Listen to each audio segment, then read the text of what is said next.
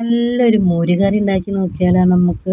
മോരല്ല കേട്ടോ, ഇത് ഞാൻ തൈര് കൊണ്ടാണ് ഉണ്ടാക്കുന്നത്. പേരും മോര് കറി ആയാലും തൈരും മോരും വെച്ചൊക്കെ ഉണ്ടാക്കും അല്ലേ. അപ്പം അതേ ചിലപ്പോഴൊക്കെ എനിക്കിത് പാളിപ്പോവാറുണ്ട് കേട്ടോ. ഇന്ന് ഞാൻ എൻ്റെതായ ഒരു രീതിയിൽ ഉണ്ടാക്കുകയാണ്. അരപ്പൊക്കെ ഇട്ട് 2 വെളുത്തുള്ളി, 2 അല്ലി പച്ചമുളകും ഇച്ചിരി കറിവേപ്പിലയൊക്കെ ഇട്ടങ്ങാണ്ട് നല്ല അടിച്ച് വന്നിട്ടോ.